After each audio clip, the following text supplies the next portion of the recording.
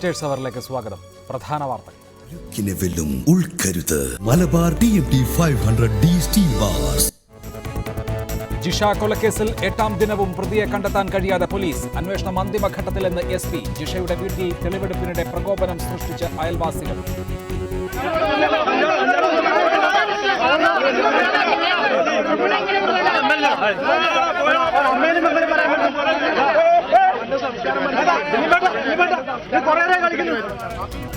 ജിഷയെ കൊന്നത് കഴുത്തു ഞെരിച്ചാണെന്ന് postmortem report. ശരീരമാകെ കടിയേറ്റ പാടും മുറിവുകളും, ആന്തരികാവയവങ്ങൾ തകർന്നു.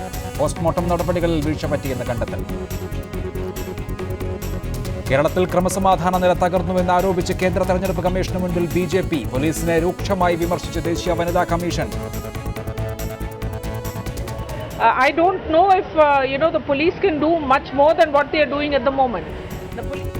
അന്വേഷിക്കുന്നത് മികച്ച സംഘമെന്ന് DGP. ജിഷയുടെ അമ്മയുടെ പുനരധിവാസം ഉറപ്പാക്കുമെന്ന് കലക്ടർ. സന്ദർശക ബാഹുല്യത്തിനെതിരെ ആശുപത്രി സൂപ്രണ്ട്. ജിഷയുടെ മാതാവിനെ പെരുമ്പാവൂർ ആശുപത്രിയിലെത്തി അമിത്ഷാ സന്ദർശിച്ചു. കേസിൽ പോലീസിന്റെ ഇടപെടലും അന്വേഷിക്കണമെന്ന് പിണറായി. പോലീസുകാരന്റെ തലയിൽ തുണിയിട്ട് പ്രതിയെന്ന പേരിൽ കൊണ്ടുവന്നെന്ന് കോടിയേരി. ഇത്തരം ചെയ്തികൾ LDFന്റെ കാലത്തെന്ന് ചെന്നിത്തല. ക്രൈംബ്രാഞ്ചിന് അന്വേഷണം വിടുന്നത് വിലയിരുത്തൽ നടത്തിയ ശേഷമെന്ന് മുഖ്യമന്ത്രി. BJPക്കായി പ്രചാരണം നയിച്ച് അമിത്ഷാ കേരളത്തിൽ. BJPക്ക് ഒരു മുന്നണിയോടും രഹസ്യബാന്ധവുമില്ലെന്ന് അമിത്ഷാ. LDFനെയും UDFനെയും ഒരുപോലെ തൂത്തെറിയും. മുഴുവൻ LDF സ്ഥാനാർത്ഥികളുടെയും കേസിന്റെ വിവരങ്ങൾ പുറത്തുവിട്ട് മുഖ്യമന്ത്രി. UPA കാലത്തെ എല്ലാ പ്രതിരോധ ഇടപാടുകളും അന്വേഷിക്കാൻ കേന്ദ്ര തീരുമാനം. ബീഫ് വിഷയത്തിലെ അക്രമങ്ങൾ തടയാൻ സംസ്ഥാനങ്ങൾ നടപടിയെടുക്കണമെന്ന് കേന്ദ്രം. പശ്ചിമബംഗാളിൽ അവസാന ഘട്ടത്തിൽ മികച്ച പോളിംഗ്. അങ്ങിങ്ങ് അക്രമം. പെരുമ്പാവൂർ ജിഷ കൊലക്കേസിൽ 8ാം ദിനവും പ്രതിയെ കണ്ടെത്താൻ കഴിയാതെ പോലീസ് ഇരുട്ടിൽ തപ്പുന്നു. എന്നാൽ അന്വേഷണം അന്തിമഘട്ടത്തിലെന്ന് ആലുവ റൂറൽ SP യതീഷ് ചന്ദ്രൻ അറിയിച്ചു. അന്വേഷണ പുരോഗതി വിലയിരുത്താൻ ADGP K പത്മകുമാർ വിളിച്ചു ചേർത്ത ഉന്നതതല യോഗത്തിന് ശേഷം മാധ്യമപ്രവർത്തകരോട് സംസാരിക്കുകയായിരുന്നു SP. കേസ് അന്വേഷണത്തിൽ സംസ്ഥാന പോലീസിന് വീഴ്ച വന്നിട്ടില്ലെന്ന് DGP TP സെൻകുമാർ പറഞ്ഞു. ജിഷ കൊലക്കേസിൽ അന്വേഷണ സംഘം വിപുലീകരിച്ചതിന് ശേഷം നടന്ന ആദ്യ യോഗത്തിൽ ADGP K പത്മകുമാർ അടക്കമുള്ള 30 അംഗ സംഘാംഗങ്ങളും പങ്കെടുത്തു. യോഗം 4 മണിക്കൂറോളം നീണ്ടു. ജിഷ കൊലക്കേസ് അന്വേഷണം അവസാന ഘട്ടത്തിലാണെന്ന് ആലുവ റൂറൽ SP യതീഷ് ചന്ദ്ര പറഞ്ഞു. എന്നാൽ കൊലയാളിയെ അറസ്റ്റ് ചെയ്യുന്നതിന് സമയപരിധി നിശ്ചയിക്കാനാവില്ലെന്നും SP പറഞ്ഞു. നമ്മൾ as soon as possible will break എന്ന ഒരു നമ്മുടെ വിശ്വാസമുണ്ട്. ഇന്ന് തന്നെ നാളെ തന്നെ എന്താ അല്ല, നമ്മൾ ആസ് സൂൺ ആസ് പോസിബിൾ എന്താണ് നമ്മൾ അറസ്റ്റ് ചെയ്ത 2 കഴിഞ്ഞ ദിവസം അന്യസംസ്ഥാന തൊഴിലാളികളെ അറസ്റ്റ് ചെയ്തിരുന്നു. വെളുപ്പിനോട് കൂടി അറസ്റ്റ് ആക്കിയിട്ടില്ല. അത് ചോദ്യം എടുത്തുകൊണ്ടേയിരിക്കും. കസ്റ്റഡി ചോദ്യം എടുത്തുകൊണ്ടേയിരിക്കും. ഇങ്ങനത്തെ ഒരു കോംപ്ലിക്കേറ്റഡ് കേസിൽ മാക്സിമം നമ്മൾ ചെയ്താൽ മാത്രമേ എവിടെയെങ്കിലും ബ്രേക്ക് ത്രൂ കിട്ടത്തുള്ളൂ. Anyway department is fully in to this. ഇതിനിടെ കേസ് അന്വേഷിക്കുന്നതിൽ സംസ്ഥാന പോലീസിന് വീഴ്ച പറ്റിയെന്ന ആരോപണം DGP TP സെൻകുമാർ തള്ളി. ഏറ്റവും മികച്ച സംഘമാണ് കേസ് അന്വേഷിക്കുന്നത്. സംശയത്തിന്റെ പേരിൽ ആരെയും പ്രതിയാക്കാൻ തയ്യാറല്ലെന്നും DGP പറഞ്ഞു. ഒരു കാര്യമുള്ളത്, ഞങ്ങൾ യഥാർത്ഥത്തിലുള്ള പ്രതിയെ മാത്രമേ പിടിക്കൂ. ഒരു സംശയം കൊണ്ട് ആരെയും പ്രതിയാക്കില്ല. എവിഡൻസ് കളക്ട് ചെയ്യണം. അപ്പോൾ അതിന് വേണ്ട നടപടികൾ എടുത്തുകൊണ്ടിരിക്കുകയാണ്. അത് നല്ല രീതിയിൽ പോകുന്നുണ്ട്. കാരണം കുറേ അധികം വെരിഫിക്കേഷന് ടൈം കൺസ്യൂം ചെയ്യുന്നത് തന്നെയാണ്. അപ്പോൾ അതുകൊണ്ടാണ് ഇമ്മീഡിയറ്റ് ആയിട്ട് ഒരു പ്രതിയെ കണ്ടെത്തി പിടിക്കാൻ വൈകുന്നത്. റിപ്പോർട്ടർ കൊച്ചി, തിരുവനന്തപുരം. ജിഷയുടെ കൊലപാതകത്തിന്റെ പശ്ചാത്തലത്തിൽ കേരളത്തിലെ ക്രമസമാധാന നില തകർന്നെന്ന് ചൂണ്ടിക്കാട്ടി കേന്ദ്ര തെരഞ്ഞെടുപ്പ് കമ്മീഷന് മുൻപിൽ BJP പ്രതിനിധി സംഘം. കൂടുതൽ കേന്ദ്രസേനയെ കേരളത്തിൽ വിന്യസിക്കണമെന്ന് കേന്ദ്രമന്ത്രി JP നദ്ദ ആവശ്യപ്പെട്ടു. കേന്ദ്രമന്ത്രിമാരായ JP നദ്ദ, രാജീവ് പ്രതാപ് റൂഡി, MP മാരായ മീനാക്ഷി ലേഖി, അനുരാഗ് ഠാക്കൂർ എന്നിവരുടെ നേതൃത്വത്തിലുള്ള പ്രതിനിധി സംഘമാണ് കേന്ദ്ര തെരഞ്ഞെടുപ്പ് കമ്മീഷനെ കണ്ടത്. സംസ്ഥാനത്ത് നിലവിൽ ക്രമസമാധാനം തകർന്നിരിക്കുകയാണെന്ന് BJP നേതാക്കൾ തെരഞ്ഞെടുപ്പ് കമ്മീഷനെ അറിയിച്ചു. ഈ സാഹചര്യത്തിൽ കൂടുതൽ കേന്ദ്രസേനയെ സംസ്ഥാനത്ത് വിന്യസിക്കേണ്ടത് അനിവാര്യമാണ്. കേന്ദ്രസേനയുടെ മേൽനോട്ടത്തിലാകണം തെരഞ്ഞെടുപ്പ്.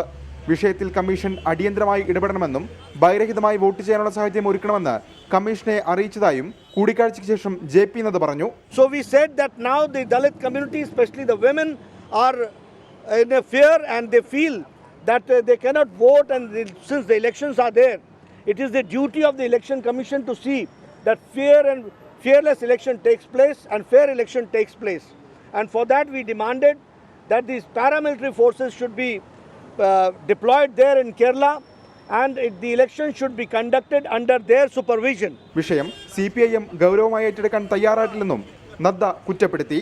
അതിനിടെ സംസ്ഥാനത്ത് ദളിത് സ്ത്രീകൾക്ക് നേരെ വർദ്ധിച്ചു വരുന്ന അതിക്രമങ്ങളെക്കുറിച്ച് പരിശോധിക്കാൻ 3-അംഗ സമിതിയെ BJP ദേശീയ അധ്യക്ഷൻ അമിത്ഷാ ചുമതലപ്പെടുത്തി. എംപിമാരായ മീനാക്ഷി ലേഖി, അർജുൻ രാം മേഘ്വാൾ, ഉദിത് രാജ് എന്നിവരാണ് സമിതി അംഗങ്ങൾ. വരുന്ന ശനി, ഞായർ, തിങ്കൾ ദിവസങ്ങളിൽ പെരുമ്പാവൂരിലെത്തി ജിഷയുടെ കുടുംബാംഗങ്ങളെയും വർക്കലയിൽ കൂട്ടബലാത്സംഗത്തിനിരയായ പെൺകുട്ടിയുടെ കുടുംബാംഗങ്ങളെയും സമിതി അംഗങ്ങൾ സന്ദർശിക്കും. റിപ്പോർട്ടർ, ദില്ലി. ചർച്ചയിൽ പങ്കെടുക്കുന്നത് ശ്രീ എ ഷുക്കൂർ, കോൺഗ്രസിന്റെ Alappuzha DCC president, PM Muhammad Riyas CPIM, JR Padmakumar BJP, Sarah Joseph എഴുത്തുകാരി. ശ്രീ എ ഷുക്കൂർ, പെരുമ്പാവൂരിൽ ജിഷ മോൾ ദാരുണമായി കൊല്ലപ്പെട്ടിട്ട് ഇന്ന് ഒരാഴ്ച പിന്നിടുന്നു. എവിടെ കുറ്റവാളി? ഇതിന്റെ ഉത്തരം പറയേണ്ടത് ആഭ്യന്തര വകുപ്പാണ്.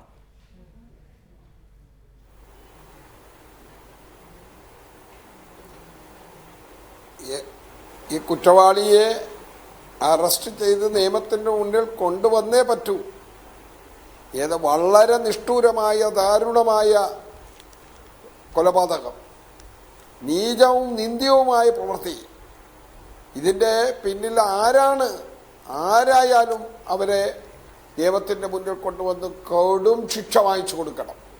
അപ്പോൾ അതിലേക്ക് പോകണം. പക്ഷേ ഇവിടെ ഒരു ദുരൂഹത കാണുന്നത്, ഈ കൊലപാതകം നടന്ന വീട്, അതിൻ്റെ പരിസരം, ഈ നിന്ദ്യവും നീചവുമായ പ്രവൃത്തി നടന്ന സ്ഥലം, ആ പരിസരത്തെ പൊതുപ്രവർത്തകരും രാഷ്ട്രീയ പ്രവർത്തകരും ജനപ്രതിനിധികളും സാധാരണ ഇത്തരത്തിലുള്ള ശരിയാണ് ശ്രീ എ ഷുക്കൂർ, അത് നമ്മൾ കഴിഞ്ഞ ദിവസങ്ങളിലൊക്കെ ചർച്ച ചെയ്തതുമാണ്. അത് ശരിയാണ്. പക്ഷേ പോലീസ് അവിടെ എന്ത് ചെയ്തു? ഇങ്ങനെ ദാരുണമായ ഒരു കൊലപാതകം നടന്ന് മണിക്കൂറിനകം ആ സ്ഥലത്തെത്തിയ പോലീസ് ആദ്യം ഇത് കൊലപാതകമോ ആത്മഹത്യയോ എന്ന സംശയം പ്രകടിപ്പിക്കുകയാണ് ചെയ്തത്. ആദ്യത്തെ 4 ദിവസം അനങ്ങിയേയില്ല. വാർത്തകൾ പ്രചരിച്ചു തുടങ്ങിയ ഘട്ടത്തിലാണ് ചോദ്യം ചെയ്യൽ പോലും ആരംഭിക്കുന്നത്. ചില ആളുകളെ കസ്റ്റഡിയിൽ എടുത്തിട്ടുണ്ട് എന്ന് പറയുന്നു. അത് സംബന്ധിച്ച വിശദാംശങ്ങൾ ലഭ്യമല്ല. ഈ നേരം വരെയും പ്രതിയെ പിടിച്ചിട്ടില്ല. നിർണായകമായ ഒരു തുമ്പും കിട്ടിയിട്ടില്ല. ഇരുട്ടിൽ തപ്പുകയാണ്. എങ്ങനെ ഇത് സംഭവിക്കും?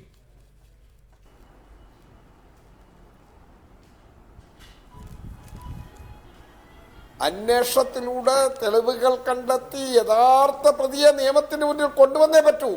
കൊണ്ടുവന്നിരിക്കും, ഒരു തർക്കവും വേണ്ട. പല കേസുകളിലും ഇങ്ങനെ തുമ്പ് കിട്ടാതെ അല്ലെങ്കിൽ അത്തരത്തിലുള്ള അന്വേഷണത്തിൽ വഴിമുട്ടി പോകുന്ന ചില ഘട്ടങ്ങളുണ്ടായിരുന്നെങ്കിലും അതിനെയൊക്കെ തരണം ചെയ്യാൻ കേരളത്തിലെ പോലീസിന് പലപ്പോഴും കഴിഞ്ഞിട്ടുണ്ട്. ഞാനിവിടെ സംശയിക്കുന്നത്, ഇവിടെ ഇതിൻ്റെ പിന്നിൽ ജനപ്രതിനിധികളും അത്തരത്തിൽ പൊതുപ്രവർത്തകരും അത്തരത്തിൽ അന്വേഷണ ഉദ്യോഗസ്ഥരെ സ്വാധീനിക്കുന്നുണ്ടോ എന്നുള്ള സംശയമാണ് എനിക്കുള്ളത്. സ്പെസിഫിക്കായി പറയൂ. കേരളം നടുങ്ങിപ്പോയ ഒരു വലിയ ദാരുണ സംഭവമാണിത്. അന്വേഷണം ശരിയായ നിലയിൽ നടക്കാതിരിക്കാൻ ഏത് ജനപ്രതിനിധി ആരെ സമീപിച്ചു? അന്വേഷണം ശരിയായ നിലയിൽ നടക്കാതിരിക്കാൻ ഏത് ജനപ്രതിനിധി, ഏത് ഉദ്യോഗസ്ഥനെ സ്വാധീനിച്ചു? ഉത്തരവാദിത്വത്തോടെ താങ്കൾ നടത്തിയ ഒരു പരാമർശമാണല്ലോ, അത് വിശദീകരിക്കണം. നമ്മൾ മാത്രമല്ലല്ലോ, നമ്മളെപ്പോലുള്ളവർക്ക് സംശയം വരുന്നതിന് മുമ്പ് സംശയം വരാനുണ്ടായ ചില മൊഴികൾ വന്നിരിക്കുന്നു. പ്രധാനപ്പെട്ട ഈ അമ്മ, 2 പെൺകുഞ്ഞുങ്ങളുടെ അമ്മ, അവർക്ക് മാനസിക അപകടത്തിലാണെന്ന് ചിലർ പറയുന്നു. എന്തുമായിട്ട് അവർ നിലവിളിക്കുകയാണ് കേരളത്തിന്റെ രാഷ്ട്രീയ നേതാക്കളുടെ മുമ്പാകെ, ജനപ്രതിനിധികളുടെ മുമ്പാകെ. ചിലത് വിളിച്ചു പറയുന്നു സത്യം. ശരിയാണ് ശ്രീ എ ഷുക്കൂർ, എനിക്ക് വ്യക്തത കിട്ടുന്നില്ല. നോക്കൂ, ഒരു കൊലപാതകം നടക്കുന്നു. ആ കൊലപാതക സീനിൽ പോലീസ് 3-4 മണിക്കൂർ കഴിഞ്ഞ് എത്തുന്നു. നടപടിക്രമങ്ങൾ ഒന്നും ശരിയാവണ്ണം നടക്കുന്നില്ല. അവിടെ നിന്ന് ശരിയായ വിധത്തിൽ തെളിവുകൾ ശേഖരിച്ചിരുന്നു എങ്കിൽ ഇപ്പോൾ പോലീസിന് ആ കുറ്റവാളിയിലേക്ക് എത്താമായിരുന്നു. തെളിവുകൾ നശിപ്പിക്കപ്പെടുന്ന സാഹചര്യത്തിലേക്ക് എങ്ങനെയാണ് ഈ കേസ് പോയത്? എന്തുകൊണ്ടാണ് ഫോറൻസിക് പരിശോധന ശരിയാവണ്ണം നടത്താൻ കഴിയാത്ത സാഹചര്യം ഉണ്ടായത്? എന്തുകൊണ്ടാണ് പോസ്റ്റ്മോർട്ടം ഒരു PG വിദ്യാർത്ഥിനി നടത്തിയത്? എന്തുകൊണ്ടാണ് ആ പോസ്റ്റ്മോർട്ടം കഴിഞ്ഞ് മടങ്ങും വഴി പിന്നെ കാലതാമസം കൂടാതെ ആ മൃതശരീരം കത്തിച്ചു കളയുന്നത്? ഇങ്ങനെ ഒരു വലിയ ലിസ്റ്റുണ്ട് ചോദ്യങ്ങളുടെ. ഇതിനൊക്കെ ഉത്തരം പറയേണ്ടത് ഇപ്പോൾ നിങ്ങളാണ് ഭരിക്കുന്നത് എന്നതുകൊണ്ട് നിങ്ങളാണ് ശ്രീ എ ഷുക്കൂർ. അവിടെയാണ് സംശയം. പ്രാദേശിക അംഗം, ജനപ്രതിനിധി, പഞ്ചായത്ത് ഭരണം, MLA, MP, ആ പ്രദേശത്തെ രാഷ്ട്രീയ നേതൃത്വം എല്ലാം ഒരു ഭാഗത്ത്. ഞാൻ രാഷ്ട്രീയം പറയുകയല്ല, പക്ഷെ അവർ തന്നെ ആദ്യം മുഖ്യമന്ത്രിയെ തടയുന്നു, പിന്നെ ആഭ്യന്തരമന്ത്രിയെ തടയാൻ ശ്രമിക്കുന്നു, എല്ലായിടത്തും രാപ്പകൽ സമരം പ്രഖ്യാപിക്കുന്നു, മറ്റു തരത്തിൽ പോകുന്നു. എന്താ ഈ ജനപ്രതിനിധികളുടെ റോള്? ജനപ്രതിനിധികളുടെ റോളിനെ താങ്കൾ സംശയിക്കുകയാണ്. പക്ഷേ അക്കാര്യത്തിൽ വളരെ സ്പെസിഫിക് ആയ ഒരു ആരോപണം ഉന്നയിക്കാൻ താങ്കളെ സംബന്ധിച്ച് കഴിയുന്നില്ല. ശ്രീ പി എ മുഹമ്മദ് റിയാസ്, ഉന്നത തലത്തിൽ ഈ അന്വേഷണം അട്ടിമറിക്കാൻ ഇടപെടൽ നടക്കുന്നു എന്നാണ് CPIM ആരോപിക്കുന്നത്. അതിനുമപ്പുറം പോലീസ് കള്ളക്കളി കളിക്കുന്നു, വ്യാജ പ്രതികളെ ഉണ്ടാക്കുന്നു എന്ന ആരോപണം, പ്രച്ഛന്ന വേഷം കെട്ടിക്കുന്നു എന്ന ആരോപണം കോടിയേരി ബാലകൃഷ്ണൻ CPIMന്റെ സംസ്ഥാന സെക്രട്ടറി ഉന്നയിക്കുമ്പോൾ പോലീസിനെ സ്വാധീനിക്കുന്നത് ആ നാട്ടിലെ ജനപ്രതിനിധികൾ, അതായത് ഇടതുപക്ഷത്തിന്റെ ജനപ്രതിനിധികളാണ് എന്ന ആരോപണം മറുവശത്ത് കോൺഗ്രസ് ഉന്നയിക്കുകയാണ്. ഒരു ദാരുണമായ കൊലപാതകത്തെ നിങ്ങൾക്ക് രാഷ്ട്രീയ ലാഭമുണ്ടാക്കാൻ 3 പാർട്ടികളും ഉപയോഗിക്കുന്ന ദൗർഭാഗ്യകരമായ ഈ സന്ദർഭത്തിൽ താങ്കളുടെ പാർട്ടിയുടെ നിലപാട് താങ്കൾക്ക് ഉറക്കെ പറയാം.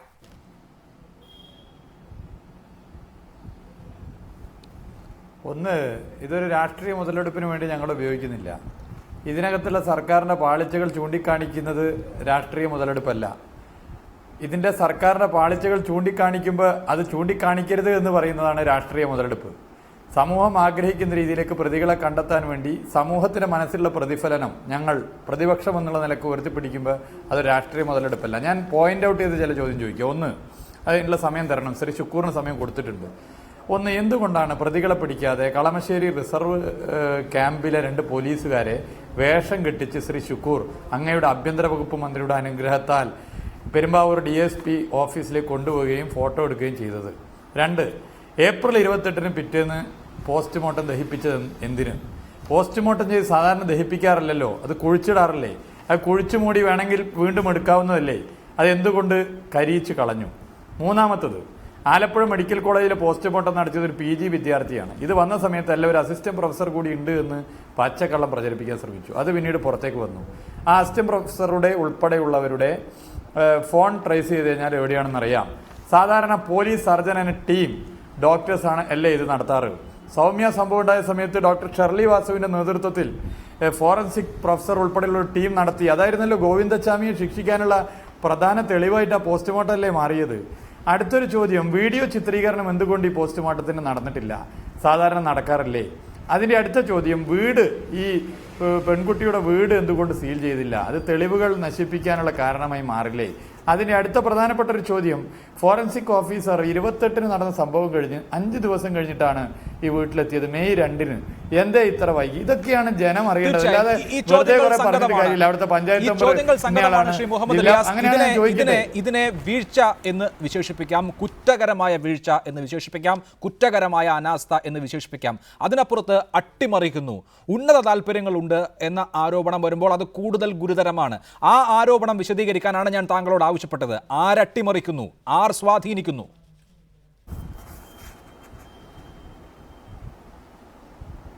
അതെ, അവിടെയാണ് ഞാൻ പറഞ്ഞു വരുന്നത്. ഇവിടെ നേരത്തെ വളരെ ഗൗരവത്തോടു കൂടിയുള്ള ജനം ആഗ്രഹിക്കുന്ന ചോദ്യം ചോദിക്കുന്ന സമയത്ത് ശ്രീ ശുക്കൂർ പറഞ്ഞു കേട്ടില്ല, അവിടുത്തെ പഞ്ചായത്ത് LDF ആണ്, അവിടുത്തെ ബ്ലോക്ക്. അങ്ങനെയാണെങ്കിൽ പഞ്ചായത്ത് തെരഞ്ഞെടുപ്പ് നടക്കുന്ന 6 മാസം മുമ്പ് സ്ഥിരമായിട്ട് വാർഡ് ജയിച്ച UDF ആണ്. ജില്ലാ പഞ്ചായത്ത് പ്രസിഡന്റാണ് ഇപ്പോൾ UDFന്റെ സ്ഥാനാർത്ഥി. അവിടുത്തെ ബ്ലോക്ക് പഞ്ചായത്ത് UDF ആയിരുന്നു. അവിടുത്തെ ലോകസഭയിൽ UDF ആയിരുന്നു കഴിഞ്ഞ ലോക്സഭാ തെരഞ്ഞെടുപ്പ് വരെ. അപ്പോൾ ആ വീട് വെച്ച് കൊടുക്കാത്തതിന്റെ ഉത്തരവാദിത്തം ഈ 6 മാസമായുള്ള LDFനാണോ അതിനു മുമ്പുള്ള UDFനാണോ? ഇത് ബോധപൂർവം പറഞ്ഞ് ഒക്കെ കുളം കലക്കുകയാണ്. അതിന് ഞാൻ നിൽക്കുന്നില്ല. ഇവിടെ പ്രശ്നം എന്താണ്? ഇവിടെ 2 പോലീസുകാരുടെ തലയിൽ മുഖംമൂടിയിട്ട് ഇവരാണ് പ്രതികൾ, ഇതാ പിടിച്ചു എന്ന് പറഞ്ഞ് തെരഞ്ഞെടുപ്പ് ലാക്കാക്കി നടത്തിയ പ്രവർത്തനം, ആ പ്രവർത്തനം കേരളത്തിലെ ജനങ്ങളെ വിഡ്ഢികളാക്കലല്ലേ? ശരി, ഇതിന് ഉത്തരം പറയണ്ടേ? രണ്ടാമത്തെ പ്രശ്നം, ഇതിനകത്തുണ്ടായിട്ടുള്ള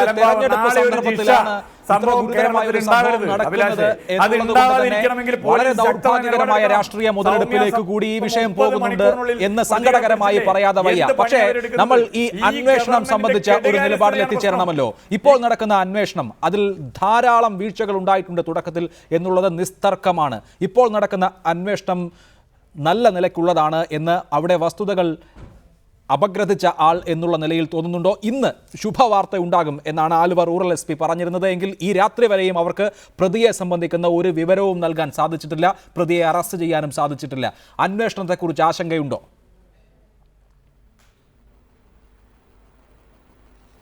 അന്വേഷണത്തെക്കുറിച്ച് വലിയ ആശങ്കയുണ്ട്. കാരണം ഇപ്പോൾ ഇവിടെ ഈ പറഞ്ഞു കേട്ട വസ്തുതകൾ വെച്ച് ശരിക്കും പറഞ്ഞാൽ ഞാൻ അവിടെ ജനങ്ങളോട് സംസാരിച്ചിരുന്ന സമയത്ത് ഞാൻ ആദ്യത്തെ ദിവസം തന്നെ പറഞ്ഞിരുന്നു, ഞാൻ ആദ്യം സംസാരിച്ച സമയത്ത് കുറേ അധികം ആളുകൾ വളരെ കൃത്യമായിട്ട് പോലീസിനെ പറയരുത്, പോലീസ് ഭയങ്കരമായിട്ട് ഇതിൽ സഹകരിക്കുകയാണ്, രാവും പകലും അധ്വാനിക്കുകയാണ് പോലീസ്. തീർച്ചയായിട്ടും സ്ത്രീകളടക്കമുള്ള ഒരു വലിയ ആൾക്കൂട്ടമാണ് അങ്ങനെ പറഞ്ഞുകൊണ്ടിരുന്നത്. നിങ്ങൾ സാധാ രാഷ്ട്രീയക്കാരെ പോലെ സാറ ടീച്ചറോട് ഞങ്ങൾ സംസാരിക്കുന്നത് എന്തുകൊണ്ടെന്നാൽ ഇതുവരെ ഇവിടെ വന്ന ആരോടും ഞങ്ങൾ സംസാരിക്കാൻ തയ്യാറായിരുന്നില്ല. ടീച്ചറോട് സംസാരിക്കുന്നത് എന്തെന്നാൽ ഈ സാധാരണ രാഷ്ട്രീയക്കാരെ പോലെ പോലീസിന്റെ അനാസ്ഥ എന്ന് പറയരുത്, പോലീസിന്റെ വീഴ്ച എന്ന് പറയരുത്, അതിനപ്പുറം പ്രതിയെ പിടിക്കാനുള്ള കാര്യങ്ങൾ ചെയ്യൂ. അത് കുറച്ച് ഓവറാണ് എന്ന് എനിക്ക് തോന്നിയിരുന്നു. പോലീസിന്റെ അനാസ്ഥയെന്നോ പോലീസ് വേണ്ടത്ര ഉത്സാഹം കാട്ടിയില്ല എന്നോ പറയാൻ പാടില്ല എന്ന് എന്തുകൊണ്ടാണ് അവർ പറഞ്ഞതെന്ന് ഇപ്പോഴും ഞാൻ ആലോചിച്ചുകൊണ്ടിരിക്കുന്ന ഒരു വസ്തുതയാണ്. നമുക്കറിയാം പോലീസിന്റെ വീഴ്ച വളരെ ഭയങ്കരമായിരുന്നു. അത് അനാസ്ഥ എന്ന് പറഞ്ഞാൽ മതിയോ? ഈ കുട്ടി മരിച്ചിട്ട് അമ്മ വന്ന് കാണുകയാണ് 8 മണി, രാത്രി 8 മണി. അമ്മ വന്ന് കണ്ടതിന് ശേഷം പിന്നീട് അമ്മയുടെ നിലവിളി ആരും ഗവനിക്കുന്നില്ല. അത് എന്ത് മരണവേദനയായാലും ആ നാട്ടുകാർ ഗവനിക്കില്ല എന്നുള്ള ഉറപ്പാണ്. അത് കഴിഞ്ഞിട്ട് കുറച്ച് സമയം കഴിയുമ്പോഴേക്കും ഉന്നത പോലീസ് ഉദ്യോഗസ്ഥന്മാരടക്കം എല്ലാവരും അവിടെ വന്നിട്ടുണ്ട്. ഇവരൊക്കെ വന്ന് ചേർന്നതിൻ്റെ ശേഷം പിറ്റേ ദിവസം ഉച്ചയോടുകൂടി ഇവരുടെ തെളിവെടുപ്പുകൾ എന്താണെന്ന് വെച്ചാൽ അതൊക്കെ കഴിഞ്ഞിട്ട് പോസ്റ്റ്മോർട്ടത്തിന് കൊണ്ടുപോകുന്നു. ഏതാനും മണിക്കൂറുകൾക്കുള്ളിൽ ഈ പോസ്റ്റ്മോർട്ടം കഴിഞ്ഞ് തിരിച്ചു കൊണ്ടുവരുന്ന വഴിക്ക് പൊതുശ്മശാനത്തിൽ ദഹിപ്പിച്ചു കളഞ്ഞു എന്നുള്ളത് പ്രധാനപ്പെട്ട ഒരു തെളിവ് നശിപ്പിക്കലാണ്. 2, ആ വീട്ടിൽ നിന്ന് കിട്ടിയ തെളിവുകൾ എന്താണ്? ആ തെളിവുകൾ വെച്ചുകൊണ്ട് പോലീസിനെ അന്വേഷണം മുന്നോട്ട് കൊണ്ടുപോകാൻ തക്ക തെളിവുകൾ കിട്ടിയിട്ടുണ്ടോ എന്ന് നമുക്കറിയില്ല. ഇതുപോലെയുള്ളൊരു കൊലപാതകം നടക്കുമ്പോൾ സ്വാഭാവികമായും നിരവധി തെളിവുകൾ ആ വീട്ടിൽ നിന്നും ഈ കുഞ്ഞിന്റെ ദേഹത്തിൽ നിന്നും കിട്ടേണ്ടതുണ്ട്. ആ തെളിവുകൾ വെച്ചുകൊണ്ട് ഇവർക്ക് പരിശോധിച്ച് മുന്നോട്ട് പോകാൻ കഴിയുന്നില്ല എന്നാണ് നമ്മൾ മനസ്സിലാക്കുന്നത്. ശരി, അത് വ്യക്തമാണ് ശ്രീമതി സാറ ജോസഫ്. ശ്രീ ജെ.ആർ. പത്മകുമാർ വേണ്ടിയിട്ടാണ് ഈ സമയം വൈകുന്നത്. ശരി, ശ്രീ ജെ.ആർ. പത്മകുമാർ, ഇന്ന് കേന്ദ്രമന്ത്രി JP നദ്ദയുടെ നേതൃത്വത്തിൽ BJPയുടെ പ്രതിനിധി സംഘം തെരഞ്ഞെടുപ്പ് കമ്മീഷനെയാണ് സമീപിക്കുന്നത്. കേരളത്തിലുണ്ടായ ദാരുണമായ ഈ വിഷയം ഏതൊക്കെ തലത്തിലാണ് മുതലെടുക്കാൻ ശ്രമിക്കുന്നത് എന്ന് നോക്കൂ. തെരഞ്ഞെടുപ്പ് കമ്മീഷനെയാണ് സമീപിക്കുന്നത്. എന്നിട്ട് തെരഞ്ഞെടുപ്പ് കമ്മീഷന്റെ മുൻപിൽ പറയുകയാണ്, കേരളത്തിലെ ദലിതർക്ക് വോട്ട് ചെയ്യാൻ പോകാൻ കഴിയുന്ന സാഹചര്യമില്ല, അവർ ഭയാശങ്കയിലാണ്, കമ്മീഷൻ ഇടപെടണം, പാരാമിലിറ്ററി ഫോഴ്സസിനെ ഇവിടെ വിന്യസിച്ചുകൊണ്ട് അവരുടെ മേൽനോട്ടത്തിൽ മാത്രമേ തെരഞ്ഞെടുപ്പ് നടക്കാവൂ എന്ന്. ഇതൊക്കെ ഈ നാട്ടിലെ ജനങ്ങൾ കാണുന്നുണ്ടല്ലോ. നിങ്ങൾ രാഷ്ട്രീയക്കാർക്ക് ഈ രീതിയിൽ വിഴുപ്പലക്കാനുള്ള ഒരു സംഭവമാണോ പെരുമ്പാവൂരിൽ നടന്നത്?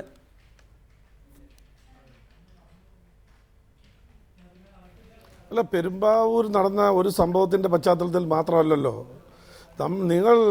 ഞങ്ങൾ രാഷ്ട്രീയ പാർട്ടി പ്രവർത്തകർ അല്ലെങ്കിൽ പൊതുപ്രവർത്തകർ ഈ രാജ്യത്തെ പൗരന്മാരല്ലേ. ഈ രാജ്യത്തെ പ്രശ്നങ്ങളിൽ, നമ്മുടെ നാട്ടിൽ നടക്കുന്ന പ്രശ്നങ്ങളിൽ ഇടപെടാനുള്ള അവകാശമില്ല. ഇതിലൊരു രാഷ്ട്രീയ മുതലെടുപ്പുമില്ല. നിങ്ങൾ ചാനൽ തന്നെ ഒന്ന് റീവൈൻഡ് ചെയ്ത് നോക്കൂ. കഴിഞ്ഞ ഒരാഴ്ചക്കിടയിൽ നടന്നിട്ടുള്ള സംഭവങ്ങൾ കേരളത്തിൽ മുലപ്പാലിൻ്റെ മണം മാറാത്ത 2 വയസ്സ് അല്ലെങ്കിൽ 6 മാസം പ്രായമുള്ള കുട്ടികൾ മുതൽ ഏകദേശം 80 വയസ്സുള്ള സ്ത്രീകളെ വരെ ഈ ഒരു ആഴ്ചക്കകത്ത് ഈ കേരളത്തിൽ സമ്മതിച്ചു. അതൊരു വലിയ സാമൂഹ്യ ദുരന്തമാണ്. സമ്മതിച്ചു. അതിൽ തെരഞ്ഞെടുപ്പ് കമ്മീഷൻ എന്താണ് കാര്യം? അതിൽ തെരഞ്ഞെടുപ്പ് കമ്മീഷൻ എന്താണ് കാര്യം എന്നേ എനിക്കറിയേണ്ടൂ. ഇടപെടാൻ അവകാശമുള്ളത്. ഇത് ഒരു കാര്യം മാത്രമല്ല, ഈ പെരുമ്പാവൂർ വിഷയത്തെ മാത്രം ഉൾക്കൊണ്ടുകൊണ്ട് പറഞ്ഞതല്ല. തെരഞ്ഞെടുപ്പുമായി ബന്ധപ്പെട്ട് കേരളത്തിൽ നിരവധി അക്രമങ്ങൾ നടക്കുന്നുണ്ട്. അപ്പൊ അതുമായി ബന്ധപ്പെട്ട കാര്യങ്ങളിൽ കൂടി ചേർത്ത് ഇപ്പൊ നടപടി സ്വീകരിക്കാൻ കഴിയുന്നത് തെരഞ്ഞെടുപ്പ് കമ്മീഷനെയാണ്. നിങ്ങൾ ഈ പെരുമ്പാവൂർ വിഷയം ചർച്ച ചെയ്യുമ്പോൾ അഭിലാഷ്, നമ്മൾ ചർച്ച ചെയ്യാനുള്ളത് ഈ മരണം നടന്നു, അതിനുശേഷം പോലീസ് സമയത്ത് വന്നോ വന്നില്ല എന്നുള്ളതല്ല. നിങ്ങൾ ഗൗരവമായി ആലോചിക്കേണ്ടത് ഒരു ഭൂപരിഷ്കരണ നിയമം നടപ്പിലാക്കിയ ഒരു സംസ്ഥാനമാണ് കേരളം. എന്നിട്ട് ഇന്നും തോട്ടുവരമ്പിലെ 1/2 സെന്റിലും 3/4 സെന്റിലും കുടില് കെട്ടി കിടക്കാൻ ഇവിടുത്തെ ദളിതർക്കും ആദിവാസികൾക്കും കഴിയേണ്ട ഒരു സാഹചര്യം എങ്ങനെ ഉണ്ടായി?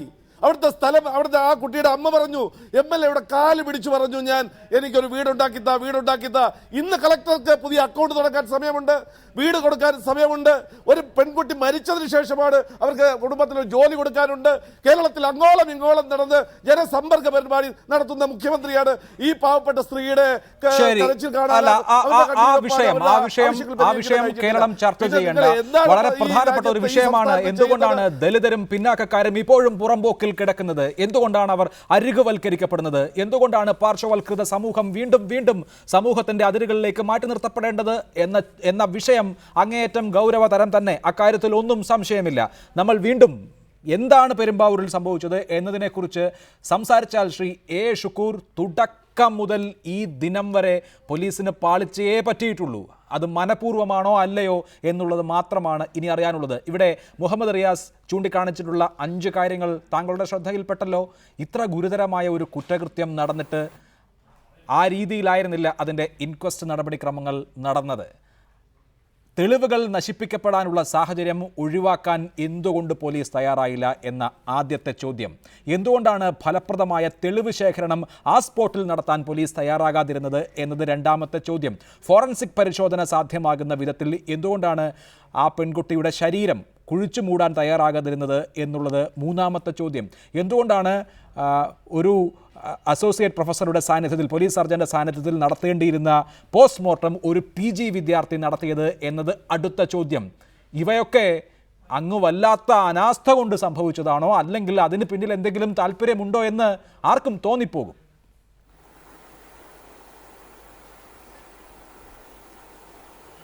അഭിലാഷ്, പോലീസ് അന്വേഷണത്തിൽ തെളിവുകൾ ശാസ്ത്രീയമായി കണ്ടുപിടിച്ച് പ്രതിയെ അറസ്റ്റ് ചെയ്യേണ്ട നടപടിയെടുക്കേണ്ടത് പോലീസ് തന്നെയാണ്. ആ പോലീസിന് വീഴ്ച പറ്റിയിട്ടുണ്ടെങ്കിൽ ആ വീഴ്ചക്ക് എന്താണ് പ്രേരണ, എവിടെയാണ്, അതുകൂടി അന്വേഷണത്തിൻ്റെ ഭാഗമാക്കാം. അത് രണ്ടാമതെടുക്കട്ടെ. ആദ്യം ഈ പ്രതിയെ കണ്ടേ. പ്രതിയെ പിടിക്കാനുള്ള നടപടികൾക്ക് വേണ്ടി അന്വേഷണത്തിൻ്റെ ഭാഗമായി കാര്യങ്ങൾ നടക്കുന്നു. അവിടെ ശാസ്ത്രീയമായ അന്വേഷണം, അതിൽ പോസ്റ്റ്മോർട്ടം ഒരു ഘടകമാണ്. പോസ്റ്റ്മോർട്ടത്തിൽ വീഴ്ച വന്നിട്ടുണ്ടെങ്കിൽ അതിന് ഉത്തരവാദികളായവരെ കൂടി ഈ കേസുമായി ബന്ധപ്പെടുത്തണം. ഒരു തർക്കവും വേണ്ട. അവിടെ നിങ്ങൾ പറയുന്നത് പോലെ, ഇവിടെ പറഞ്ഞതുപോലെ എല്ലാ പോസ്റ്റ്മോർട്ടവും കഴിഞ്ഞ് എല്ലാ ബോഡിയും കുഴിച്ചിടുകയല്ല.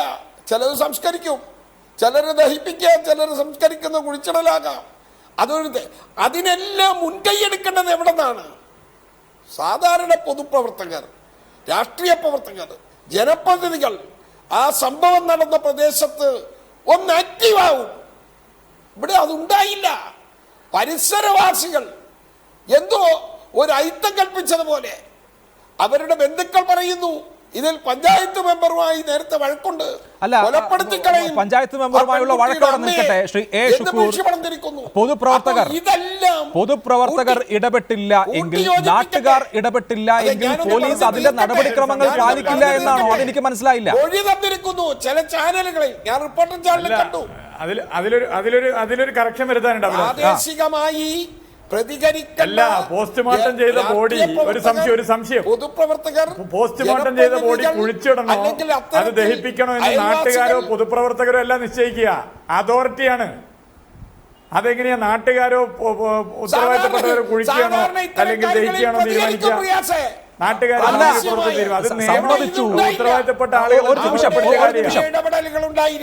ശരിയാണ് ശ്രീ എ ഷുക്കൂർ.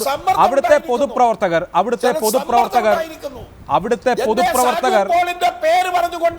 സാജു പോളിന്റെ പേര് പറയാം, ഒരു നിമിഷം താങ്കൾ കേൾക്കൂ. അവിടുത്തെ പൊതുപ്രവർത്തകർ ശരിയാണ്, ഈ വിഷയത്തിൽ ചെയ്യേണ്ടത് ചെയ്തിട്ടില്ല.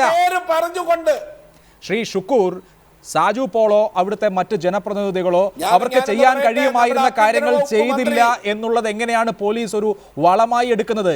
ഇങ്ങനെയുള്ള നടപടിക്രമങ്ങളുടെ ലംഘനം ഉണ്ടാകാൻ അതെങ്ങനെയാണ് ഒരു കാരണമായി തീരുന്നത് എന്നെനിക്ക് മനസ്സിലാവുന്നില്ല. ജനപ്രതിനിധികൾ ഇടപെട്ടില്ലെങ്കിൽ പോലീസിന് തോന്നും പടി ചെയ്യാം എന്നാണോ ഈ നാട്ടിൽ? എന്തുകൊണ്ടാണ് ഇൻക്വസ്റ്റ് നടപടിക്രമങ്ങൾക്ക് ഒരു RDOയുടെയോ ഉയർന്ന ഉദ്യോഗസ്ഥന്റെയോ സാന്നിധ്യം ഉണ്ടാകാതിരുന്നത്? ഇത് വളരെ ഇല്ല. ശ്രീ എ ഷുക്കൂർ കേൾക്കൂ, പോലീസ് ആദ്യം മുതൽ തന്നെ ഇത് മറച്ചുവെക്കാൻ എന്തിനാണ് ശ്രമിച്ചത്? പോലീസ് എന്തിന് ഇത് മറച്ചുവെക്കാൻ ശ്രമിച്ചു? ശ്രീ എ ഷുക്കൂർ, ഇത് ആത്മഹത്യയാണോ കൊലപാതകമാണോ എന്ന് സംശയിക്കുന്നു എന്നായിരുന്നു പോലീസിന്റെ വേർഷൻ. 4 ദിവസവും പോസ്റ്റ്മോർട്ടം റിപ്പോർട്ട് പുറത്തു വരുന്നതിന് മുൻപ് ആദ്യത്തെ 4 ദിവസവും പോലീസിന്റെ വേർഷൻ ഇത് ആത്മഹത്യയാണോ കൊലപാതകമാണോ എന്ന് തീർപ്പാക്കാനാകില്ല എന്നാണ്. പക്ഷേ ആ ഡെഡ് ബോഡി കണ്ടിട്ടുള്ള ആർക്കും അതൊരു കൊലപാതകമാണെന്ന് ഒരൊറ്റ നോട്ടത്തിൽ മനസ്സിലാകും. എന്തിനായിരുന്നു ഈ കവറപ്പ്? അവിടുത്തെ പൊതുപ്രവർത്തകർ ഇടപെട്ടില്ലെങ്കിൽ പോലീസ് ഇതൊക്കെ മറച്ചു വെക്കുമെന്നാണോ ശ്രീ എ ഷുക്കൂർ? എനിക്ക് മനസ്സിലാകുന്നില്ല. ആ കവറപ്പ് എന്തിനായിരുന്നു? അതിനുള്ള മറുപടി വേണം. അതിനുള്ള മറുപടി ആഭ്യന്തര വകുപ്പ് പറയണം. എന്തിന് പോലീസ് ഇത് മൂടി വെച്ചു? ജനപ്രതിനിധികളാണോ, മറ്റുള്ളവരാണോ, രാഷ്ട്രീയ നേതൃത്വമാണോ? അറിയട്ടെ, അത് പുറത്തു വരട്ടെ. അതിന്റെ പിന്നിലെ സമ്മർദ്ദം ആര്? എന്റെ ആശുപത്രിയിൽ കിടക്കുന്ന അമ്മയെ മാനസിക രോഗിയാണ് എന്ന് MLA പറയുമ്പോൾ, അല്ലെങ്കിൽ അത്തരത്തിലെ ആളെ അവിടെ നിന്ന് നീക്കം ചെയ്യണം, മെഡിക്കൽ കോളേജിലേക്ക് കൊണ്ടുപോകണം, പെരുമ്പാവൂരിന്ന് മാറ്റണം. ശരി, അതിന് മുഹമ്മദ് റിയാസ് ഉത്തരം പറയും. ശ്രീ മുഹമ്മദ് റിയാസ്, സ്ഥലം MLA ആദ്യം ആവശ്യപ്പെട്ട കാര്യം, പോലീസിനോട് ആദ്യം ആവശ്യപ്പെട്ട കാര്യം ഈ കൊല്ലപ്പെട്ട കുട്ടിയുടെ മാതാവിനെ പെരുമ്പാവൂർ താലൂക്ക് ആശുപത്രിയിൽ നിന്ന് എറണാകുളത്തേക്ക് മാറ്റണം എന്നുള്ളതായിരുന്നു. അദ്ദേഹത്തിന് ആവശ്യപ്പെടാൻ മറ്റു കാര്യങ്ങൾ ഉണ്ടായിരിക്കെ അതാണ് അദ്ദേഹത്തിൻ്റെ മുൻപിൽ ഉണ്ടായിരുന്ന അടിയന്തരമായ പ്രയോറിറ്റി എന്നുള്ളത് നമ്മളെ അത്ഭുതപ്പെടുത്തുന്ന ഒന്നാണ്. ഇവിടെ ശ്രീ എ ഷുക്കൂർ ശരിയായി സൂചിപ്പിച്ചല്ലോ, ദാരുണമായ ഒരു സംഭവം അവിടെ ഉണ്ടായാൽ ആ നാട്ടിലുള്ള നാട്ടുകാർക്ക്, ജനപ്രതിനിധികൾക്കൊരു ഉത്തരവാദിത്വമുണ്ട്. പോലീസോ മറ്റാരെങ്കിലുമോ അത് ഒതുക്കി തീർക്കാതിരിക്കാൻ കണ്ണിമ ചിമ്മാത്ത ജാഗ്രതയോടെ കാത്തിരിക്കേണ്ട ഉത്തരവാദിത്വം അവർക്കുണ്ട്. അവിടെ വാർഡ് മെമ്പർ മുതൽ MP വരെയുള്ളവർ ഇടതുപക്ഷക്കാരാണ്. ഒരാളെയും 4 ദിവസം അവിടേക്ക് കണ്ടില്ലല്ലോ.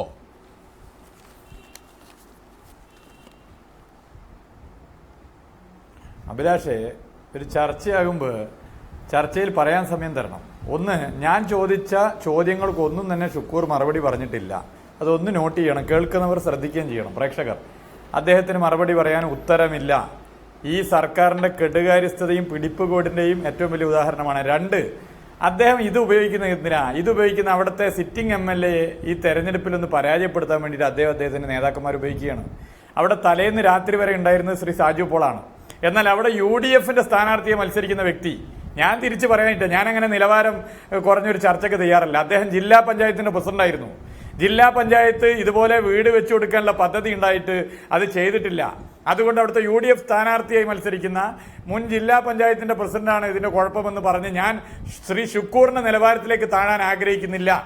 2, അവിടുത്തെ പഞ്ചായത്ത് മെമ്പർ ഇടതുപക്ഷമാണ്, അതുകൊണ്ട് പഞ്ചായത്ത് മെമ്പറാണ് ഇതിൻ്റെയൊക്കെ കുഴപ്പമെന്ന് പറഞ്ഞ് ശ്രീ ഷുക്കൂറിന്റെ നിലവാരത്തിലേക്ക് താഴാൻ ഞാൻ ആഗ്രഹിക്കുന്നില്ല. അവിടെ പഞ്ചായത്ത് മെമ്പർ ഇടതുപക്ഷം ജയിച്ചത് ഇപ്പോഴാണ്. അതിനു മുമ്പ് കാലാകാലം UDF പഞ്ചായത്ത് മെമ്പറാണ്, ബ്ലോക്ക് പഞ്ചായത്ത് UDF ആണ്.